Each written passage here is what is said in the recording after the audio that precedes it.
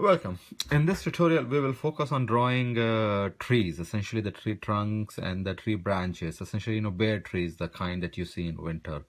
So we will have a nice, a simple, pleasant winter landscape by the end of this demonstration.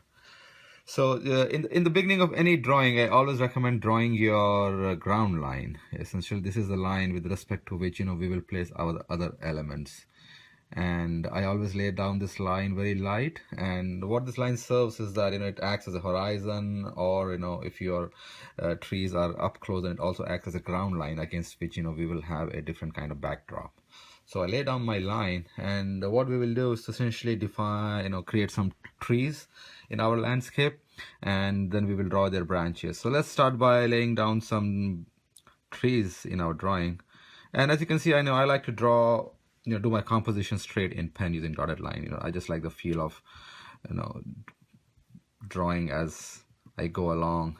But if you want, you can use pencil as well to lay down your initial trees. And what I'm doing is I'm also using the dotted line, so that helps me, correct any kind of, either mistakes, or if I don't like some composition that I've done, I can just simply, do something else, and the dotted line doesn't stand in the way. So always try to use the dotted line in the beginning. So here is my one trunk that is over here, and then I will have a second trunk that is a bit further out. And as you can see, as a trunk, it's going out in distance, it's reducing in size. That's the perspective, is that as the elements go out in distance, they reduce in size. So my trunk, that is up close, is a bit bigger than the trunk that is further out. And let me also put one more trunk over here that is even closer to the viewer, so it will be even bigger than the other two. So what we'll have is these simple three trees, bare trees, and then we will have some foliage in the background, right? So that will serve as our backdrop. So let's start by drawing the branches for this tree. So since I like their placement, I can make them solid over here a bit. And what I will do next is to first lay down the branches for my tree up close. So always work from closest to furthest out, because any branches that we draw for the tree that is up close to the viewer will hide the branches for the tree further out, right? So we don't really have the option of erasing in pen and ink. So it's always good to first lay down the top layer, the one that will be in front, and then then you can see what will be visible for the things behind it, and then you can just draw them. So always start from the front and go down. So let's just lay down some branches for the tree that is closest to the viewer. So here I have one branch that is going this way, and then I lay it down like this, and then we can have some other branch going on the side like this over here, and then I will have the third one that goes out over here like this. Now, one thing to always pay attention to when you're drawing branches is to define their order. And by order, I mean which of these side branches is in front of the other. So what happens is that, for example, if you have, a main trunk that is dividing in two, for example, something like this, then by laying down this small line, I'm establishing their order. What I'm saying is that the small is actually in front of the big dividing branch. So by this extending it, I'm laying down the relative order. So if that is not the case, so for example, here I will just have, a division like this. So this doesn't really tell me, which branch is in front and which branch is kind of behind. And that confuses the viewer, that doesn't make them understand the depth, in a sense, in our drawing. So to add the depth, it's always good to define the order of branches, and just by adding the small line, you're establishing the relative order. And that's what I've done over here. I've added this line to indicate that this side branch is in the front, and then I have this a little bit of line as well that is indicating that this other branch is in front. And then I draw my other third branch that is behind both the front two branches. The other thing to keep in mind also is that if you have a side branch that is starting inside the main trunk, then you need to have the starting point of the branch inside the trunk like this, for example.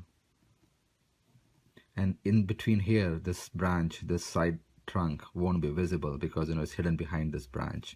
And that's what I've done over here, right? So this branch is starting inside the trunk over here, and I draw it like this, and over here, in between here, this main trunk will not be visible. So it's always important to make sure that happens, because if you add a branch, for example, if I add it like this, now this is very confusing because we don't know if what's going on here. So it's always good to have that order. So if there's any branch that is starting inside the trunk, then always leave it like, draw like this, and in between you discontinue this main branch line.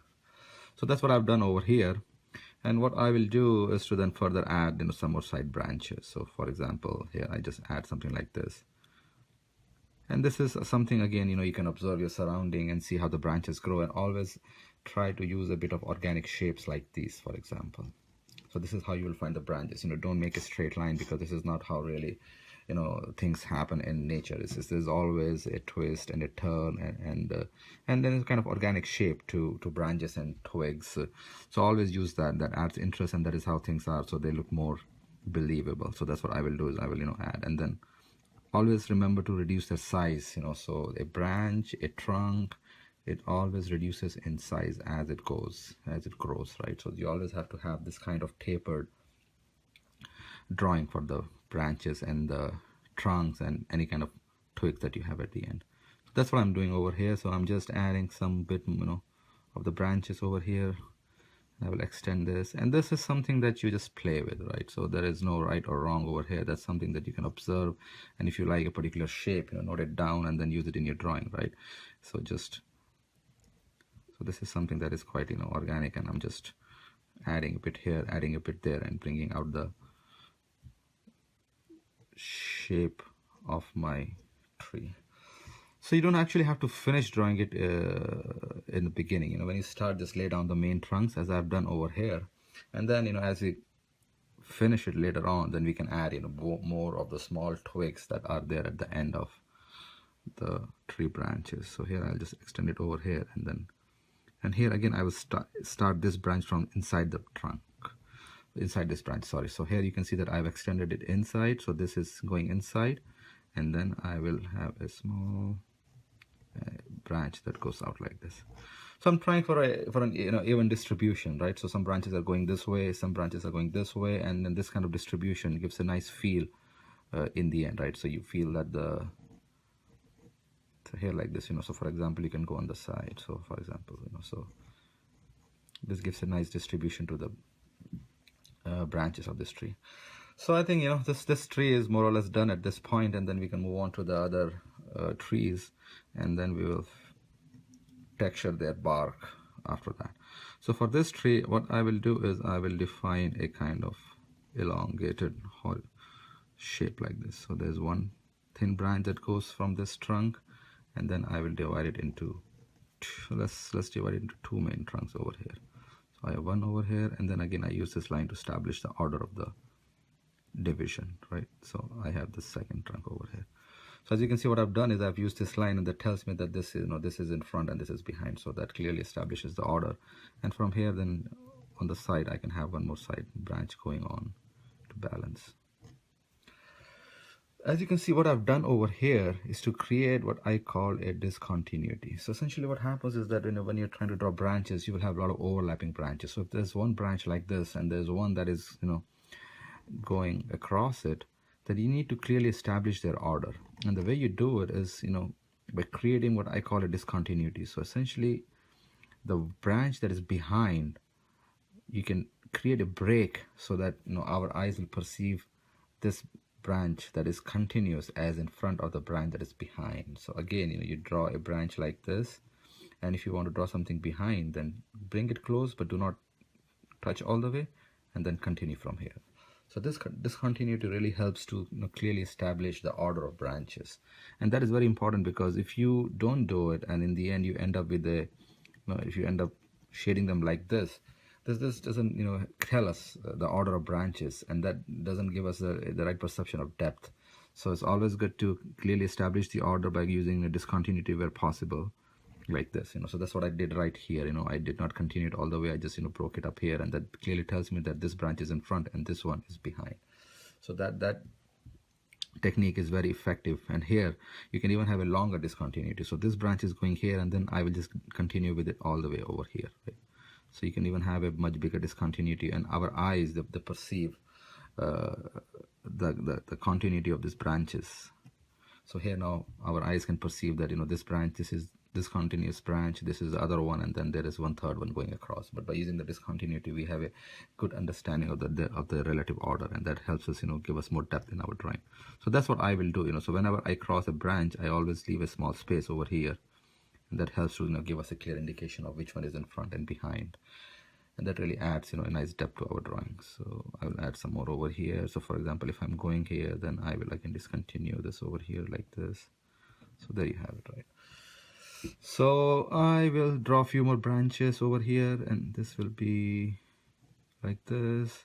And again, just play with the shapes and try to observe your surroundings, and or you can even, find some nice tree shapes on the internet and use that for your inspiration. But once you have a good understanding of the shapes, then you will be able to just draw like where you just create some organic shapes to give a nice feel over here. So like we have it over here. So there we have done it for 2 trees, and for the further out, the last tree, which is furthest out, most of it will be kind of hidden. So we just give a hint of its branch structure over here. So I again use discontinuity again, so that's again to keep in mind. Do not make a big black mess, because that will not look appealing. Instead, use the discontinuity and just add branches wherever you can, right? So the tree that is behind, not many of its branches will be clearly visible because of the branches in front, but just by adding few branches, you still give the notion of that there's a tree, with branches. And again, I bring this out forward, so that gives us a clear indication of the order of branches. And then I again add a bit here and bit there. So don't try to overdo it, just add enough to add interest to your drawing. So that's what I've done over here. And then I will add in a few more over here like this. So again, I use discontinuity and clearly establish the order of the branches. So there we have a nice simple, pear trees, 3 of them in this drawing. And what we will do next is to essentially draw their bark texture. And I can add a few more here. So this looks a bit wide, this looks a bit empty. So what you can do is then you can, add some more small branches or twigs. So this is how, when you are drawing, this is more like an, evolving drawing where you can add branches as you see fit, that will add an overall interest, right? So here I see that, it is a bit light on this side. So what I can do is that I can, just add a bit more over here, so it looks balanced, right? So by adding these small branches and twigs, you can create the balance, and you can also create the distribution, so that the drawing has a nice overall feel. So for now, I'm happy with the branch structure that I've drawn, and what I will do next is to lay out to draw their texture. And the easiest way to draw the texture for the trunks and the bigger, thicker branches is to use these angular intersecting lines. So these are lines that are at an angle, and they cut each other like this. So as you start adding more and more of this, what you will notice is that there's some white that is left in between, and that gives a feel of bark essentially when we use this line in a trunk. So that's what we will do. So I'll start by adding this kind of angular lines over here, right? So I lay down one layer of these lines over here. So just use the same stroke. And the other important thing to understand regarding a tree trunk or even the branches is that you have to bring out their curvature, their roundness. The trunk is not flat. And the way you do it is by adding or changing the tone, making one end darker than the other. So right now, for example, here, we have essentially the same tone of these lines. And this is not really bringing out the roundness of the trunk. So to bring out the roundness, what I need to do is to make one end darker. So that's what I will do. I will add more of these lines to this end. So I'm using the same line, and I just added more of them to one end. And as you can see now, by adding more lines and making one end darker, this end darker than the other, now we have a feel of roundness of the trunk. So essentially any object that has a roundness will have shadows in one end and lighter on the other end. So this is the end that's receiving more light, so it's lighter, and and this other end, because of the curvature, is receiving less light and it's darker. So by making that one end darker than the other, you get that feel of roundness. So that's what I did for the trunk, and that brought out the roundness. What I will do next is to also make the edges a bit jagged. So essentially, when you have a trunk or a branch like this, always try to make the edges a bit jagged. This indicates a bit of roughness and makes the trunk or the branch more believable. So that's what I will do, is I will just add a bit of jaggedness over here to give a bit more believable, realistic feel to the trunk. So I just did that, and I will do the same for these two other trunks over here as well, right? So I'll go ahead and add the same kind of stroke over here, and again keep one end light and darken the other end and make the edges a bit jagged. So there. So I made the edges jagged, left this end light, and darkened the other end to give a feel of roundness and bring out the bark texture for this trunk. And I will do the same for this remaining third trunk as well. So I use this angular intersecting lines. So I lay down one layer, and then I lay down more lines on one end to darken it. And again, you can see there is some white spots left because the lines are angular, and that gives us a feel of bark texture for these trunks. And I will do the same over here as well. And then I will create a bit of jaggedness over here. So that creates the tree trunks texture. So there we have it, three trunks that we essentially shaded using these angular lines like this. Now the next step would be to do the trunk texturing as well. Now the thing is, as the as the branches grow smaller in size in a drawing, we don't really have enough width to create this texture of or this change in tone from dark to the light. So here, we have the trunk is quite, wider. So I was able to make one end darker, and then there is a middle tone in between and the lighter one end. But for these branches that are quite thin, we can't really do that because we don't really have that much space. So what we do is to simply then create this jagged darkness in one end. So for example, for this trunk, when we have a small trunk like this, just by adding this jagged darkness, we can bring out the roundness. So again, if I take this other trunk, what I will do is I will just make one end jagged darkness. So again, if you have a thin branch like this or twig like this, this doesn't give a feel of roundness. But if I just add this jagged darkness over here, this acquires roundness, and also this jaggedness gives a feel for a bark texture as well. So this is the technique that we will use to kind of texture these thin branches that we have. So let's start with this thin branch, for example, right? So what I will do is I will simply add this bit of jagged darkness to the end of this branch. And as you can see here now, just by adding the jagged darkness, we have a bit of roundness to that trunk. And I'll do the same for this other smaller trunks as well. So what I'm doing is just at one end, I'm just moving my pen in a jagged manner and adding some darkness, and that is bringing out the roundness or the volume of those trunks. So again, to illustrate, for here, I'll just put it down like this. Here I'm adding a bit of jagged darkness over here, and as you can see, just by adding a bit of darkness, now it is more rounded than this other portion where I have not added any darkness yet. So let's continue and add the darkness over here as well. And again, as I add my darkness, I get a more feel for the round form for that branch.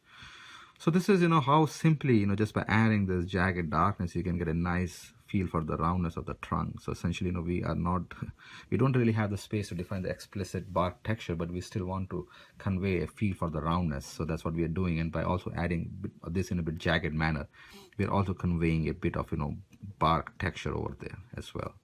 So that's what we will do over here. Just keep adding this jagged darkness to these trunks. These thin tree branches. For those branches that are main, like this one, where we still have some space, some width to create, use this angular lines, we can do that as well. So here, since it's a bit thicker, and I have the option of using these angular lines, I will use that as well. So here I use the angular lines, and I can define a bit more of bark texture.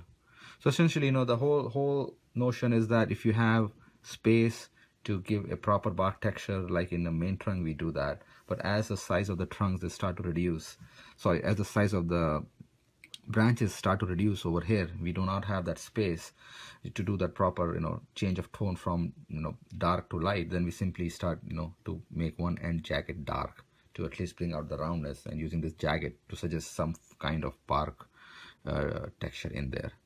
So similarly for this trunk I can use a bit of these angular lines, but as this branch starts to grow small I just start using the jagged darkness over here. So there we have it.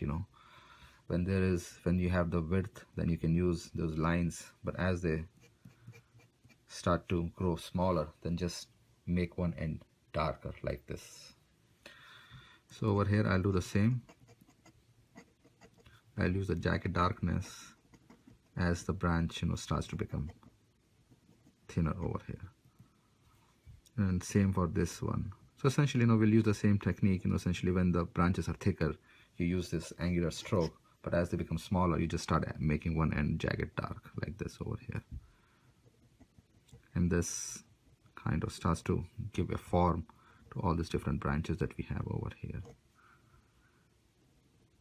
And again now I'm maintaining the discontinuity, right? So I'm not closing it, so in a sense I'm not darkening it too close to the branch, otherwise the order of branches will be lost. So I maintain that discontinuity to define the order of branches, as to know which branch is in front and which branch is behind. So I added some more over here, and see, as you can see, just by adding the jagged darkness we are getting a nice feel for the curvature of the branch, and by just making it a bit jagged we're also adding some form of bark texture, or some indication of bark texture for those small branches as well.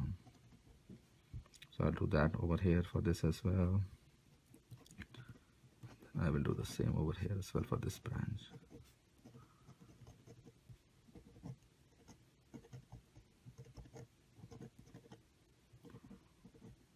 So this is something again that comes with practice. As you practice more you will be able to easily add the jagged darkness to give a more feel for the roughness of the bark in there. There we have it. So we have this initial darkening of the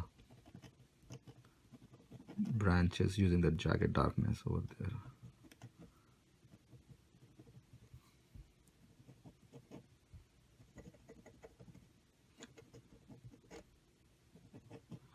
So again, keep a layer of white on one end to bring out the form, the rounded form of the branches, and use the organic shape of the branches, right, to make the overall shape of your tree interesting as well over here. And then I will use for this trunk, and again don't overdo it. In a sense, for the tree in the back what I've done is simply one or two main branches just to show its structure, but other than that the branches in the front from other trees are essentially hiding it, right? So the big thing in pen and ink is the notion of suggestion again. So we are not overdoing it. We are not creating branches to the extent that the whole thing is covered, right? Because we also want to have something else in the background as well, right? So we are doing enough to give a nice suggestion, a nice feel for the the winter trees, and then that's enough. So the eyes, they perceive them as nice winter trees, and then we can add other elements to add more interest to our drawing. So there we have it. And the one last one, I will add a jagged darkness to this as well. Now one very important thing to keep in mind is to always leave a layer of white where the branches start. So again, if we have a trunk like this and the branches start from here, so you will shade the trunk like this here, but do not make this dark over here. So here I will do the trunk and this white will remain, and I will start, sorry, here I will do the branch and then I will start the trunk from here onwards. So what I'm doing is leaving the white close to the base of the area where the branch starts. So this white serves to give a definition to the branch that is coming out. So again, over here this white tells us that this is where the branch is starting inside the trunk. So again, when you draw any branch like this, for example, do your trunk shading under the side branch And then for the side branch, then you start, you do add the darkness and then leave this white, and the trunk will then only be here. So do not darken this where the branch is joining, where the branch is coming out. So this white serves to kind of, define the new branch coming out. And then my trunk shading continues from here again like this. So that's what I've done with this branch. That's what I've done with this branch, so here my trunk shading goes around like this. So if you want, you can actually darken the base a little bit. So I can darken the area where the branch kind of, comes out from, but I leave the white, close to the base of the branch, which serves to highlight how that, where that branch comes out from. So that gives a nice definition to the branch. So that's what I've done over here, and that's what I do at all other branches as well. So now we have, three nice, bare winter trees over here. And once you define those, main branches and twigs, in the end, you can add these dark, small twigs at the end. Because then if you will observe any tree, you will notice that that's what, that's where the new leaves, they come out from, right? So that really is like this, for example. So now you can start to add, and always keep it tapered, right? So you're always adding it in a tapered manner like this. Darken it and then do it. So this you can add at the end, right? So first you define the main branches and the main twigs, and then at the end you can have this, small twigs added to give it more interest, right here like this.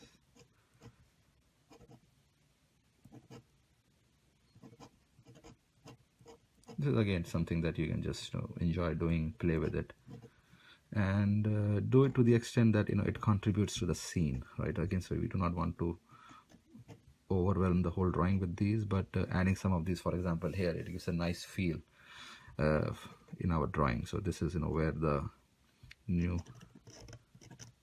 are the new twigs and the new places where the branches come out from. So it's nice to add them. And that's what we will do for this tree as well. But do them at the end, once you have defined the main branches, then you can see how you can add them. And always the thing to keep in mind is to keep the composition balanced. So in a sense that I have added some over here and I'll add some over here. And do a nice balance in your drawing so that the shades, the tones are nicely distributed. And they give a nice overall feel. So here I can add some more. So I feel that there's a bit of white over here, and there is not much, a bit of lack of some branches over here. Then I can add, a bit more over here, right? So this now creates a bit of nice balance for that area. And then I can add some more over here. So this is something I just play with and add. So now our trees are really looking like nice, winter bare trees, and this is giving a nice feel of, this is becoming to feel like a nice winter landscape. So there we have it. So we'll stop with the trees for now, and then now we'll focus on our backdrop. So essentially, for the backdrop, you can always create some bush, or you can have a distant foliage. And what we will do is we'll start with the bush, and then we will add some more winter trees behind the bush to give it a bit more distance in our drawing. To draw the bush, essentially you use these small loops, loop stroke. This is a basic leaf or the foliage stroke. And what we will do is we will use these loops to essentially define a bit of background bush. So let me start by using this to create our background bush. And as you can see, always use this kind of shape for your foliage. In nature, you'll not have a shape like this, but essentially something like this, for your foliage. So that's what I've done is, I've created a kind of, a wavy feel for the foliage. And then we will use the same loop strokes to essentially add the foliage as well to the bush. So what I will do is I'll start by using the same loop stroke to add more feel of foliage to this bush. So that's how easy it is to literally create a a bush in a bit of background. So essentially I just use these loops to create the outline. So again, outline should also be done in these loops. Don't create a hard outline like this, because any feel of hardness will destroy the effect of foliage. So create the outline with these loops and then use the same loops to essentially define the leaves or the foliage for that bush as well. So that's what I've done over here. So now it's done, but as you can see here, I mean, it's generally the same tone. The bottom and the top has the same, tone. And as we saw, anything that is a roundness or has some kind of, curvature is always good to vary the tone. So for the tree trunk, that meant, changing the tone from one side to the other. For the bush, it means changing the tone from bottom to the top. So the top of the bush will receive more sun, so it will be lighter, and the base is usually a bit darker.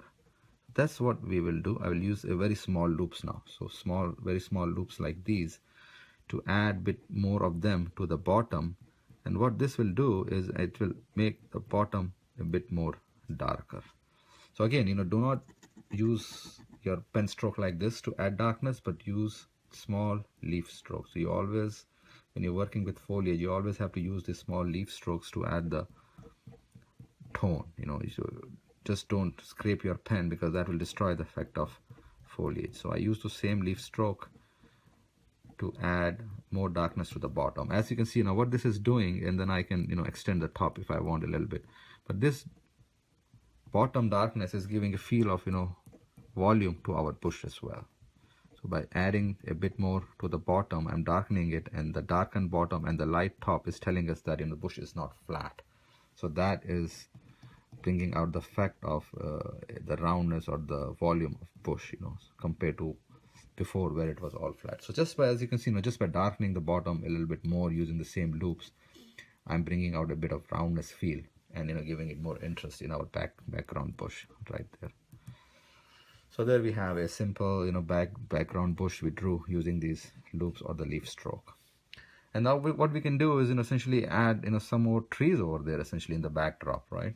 So I will simply use the solid lines, tapering lines, to add a bit of trees over there as well. So essentially draw a tapering. So this is dark because they are quite far away, so we don't have we cannot draw them bigger in size. So you always have to keep the perspective in mind. So as the things go out, they become smaller. So the trees that are visible behind this bush will be quite small. So we literally have very thin size to work with. And because of the thin size, we cannot really add any texture like this. So we'll just create a solid dark line for their trunk and for their branches as well. So that's what I'm doing over here, is that I'm just using the solid line for the trunk. I'm making the line a bit thick, and then for the branches they're a bit smaller. So here a thick tray, and remember to keep it tapered, right? So a thick tapered trunk, and then I add some other branches as well, like here. So this is how you can easily add some kind of background bare trees behind the bush as well to add more interest. So again, here I create a tapered main trunk and then some kind of branches that go with that for different trees. So here I have one more, and then finally one more over here, and then I can add one more over here.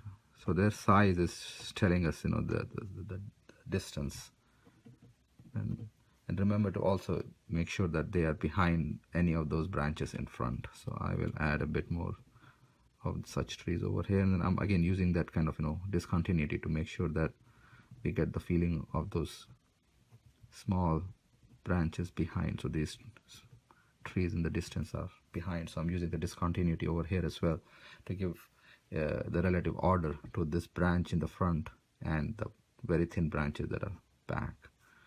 And then you can add even more, bit more density to those thin ones over there as well.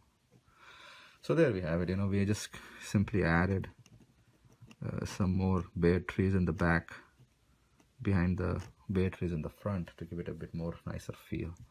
And if you want, you can add some more over here as well.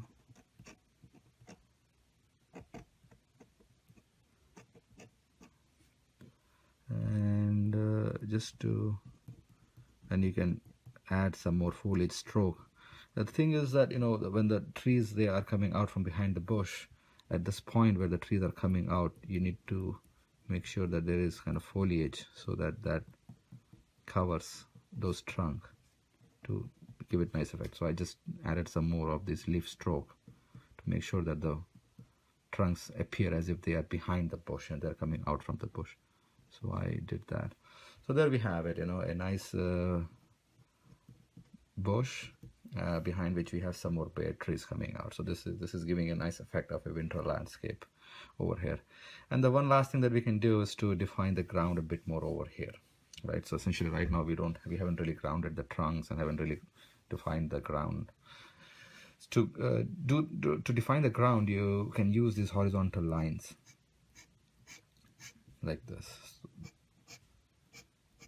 And what we do is to increase these lines towards the viewer, and that serves to reinforce perspective. So essentially, as the lines, they reduce in size further out from the viewer, it gives a feel of distance to the viewer.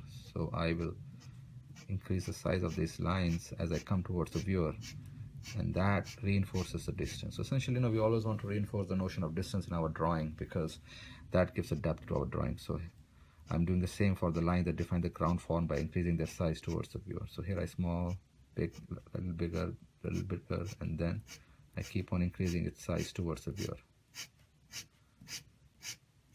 And here you can see, as these lines are reducing in size, you're getting a feel of distance.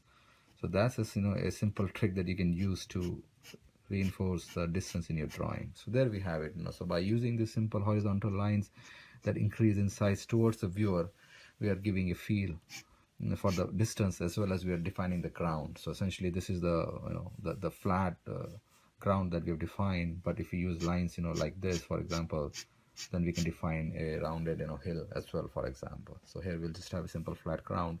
And what we will do next is to essentially define some kind of ground cover for this ground. And the easiest is to use the grass. And the way we do add grass is by using this grass stroke. So this is a simple grass stroke. And if you want, what you can also do is to, with the grass as well, as the grass goes out from the viewer, it will become smaller in size. So for the grass that is further out, closer to the bush, I will use these very small lines like this to add grass. So the grass in the distance will be added using these very small lines like this.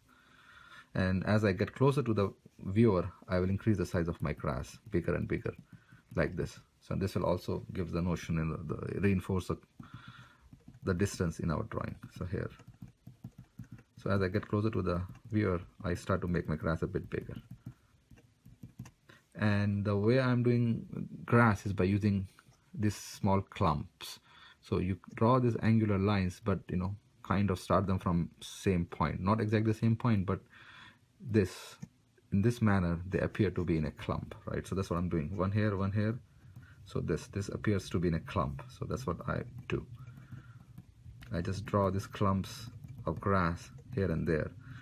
And the other thing to notice is that I will not literally cover the ground with the grass. I will simply draw a little bit of grass here, a little bit of grass here, and give a suggestion, a notion of the grass covering the ground.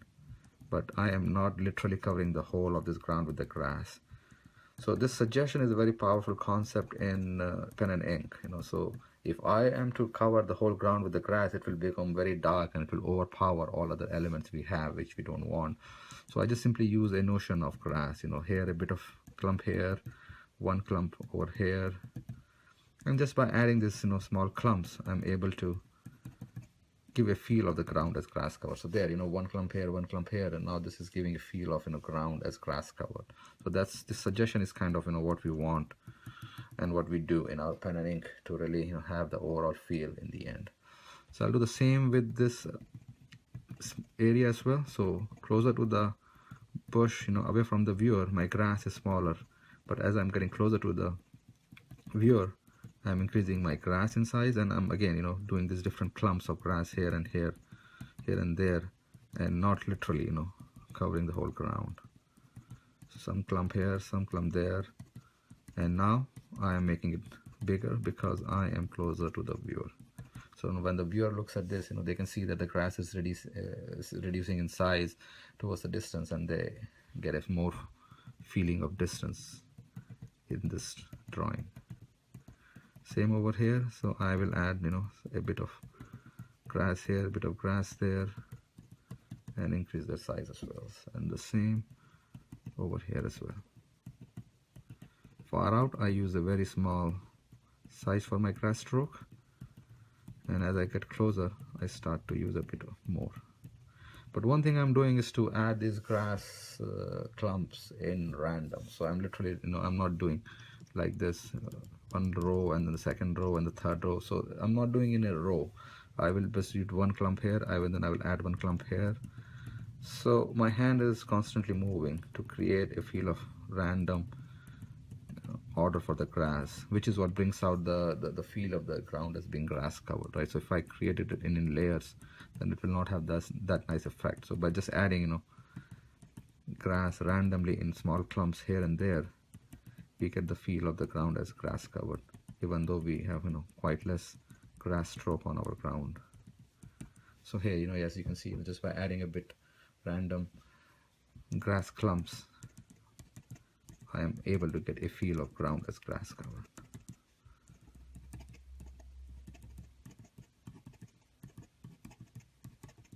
So there, we are now done covering our ground with the grass, and now it's looking like a nice winter landscape with 3 bare winter trees and a bush in the background with some bare trees behind it. But one more thing I think we can do is to also ground our trunks. Literally, our trunks, it seems as if they're almost floating in the ground. And to ground the trunk, use the same grass stroke, this one, the one that we use for the distance, and create a bit of darkness at the base, which will serve to ground the trunk. So let me show you how. So for this trunk, I use this small grass stroke, and I just create a bit of darkness using this stroke. So again, do not create darkness using this stroke. Any kind of, the moment you use this stroke, it creates a very hard line, and it destroys the effect. So always use the appropriate stroke that I'm showing in the demonstration, and that will give you the right effect. So for grounding, I'm using this small grass stroke, and then I am adding darkness, or making the base a bit darker to ground it to the ground. And then I'm also using a bit of shape, like slightly this kind of shape. I'm not using a very flat shape, but a bit of shape that is organic, and that makes a drawing look nicer. There, so just by adding a bit of darkness, now we can see that our trunk is grounded. And as you can see, the difference between this trunk and this trunk is big. By grounding the trunk, it really makes our drawing much more polished and give it a finished appearance. And again, I use a shape like this. So that's the kind of shape that you can use to ground the trunk by using this very small grass strokes. So again, I'll just use these very small grass strokes to ground this two other trunks as well. So this looks grounded as well. And then I will use the same grass stroke, small grass stroke. I mean, essentially what we're doing at the end is we're darkening the base of the trunk, so that's how it feels as if it's grounded. And we are also suggesting a bit of grass or some other kind of ground cover. So if you want, you can draw flowers as well. But yeah, we are essentially suggesting that there's a grass and some kind of ground cover to ground the trunk. So that's how we get that feel. And that's what I'm doing for this last trunk now, to ground it as well.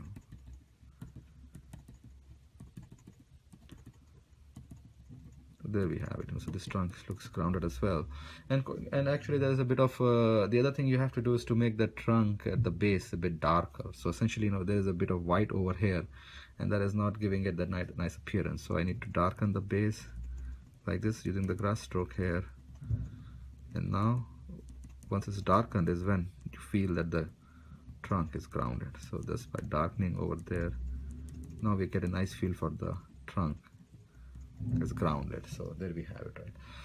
So essentially, this was a quick demonstration of how you can draw a simple but pleasant landscape, with the bare winter trees in under 30 minutes and enjoy doing it. So just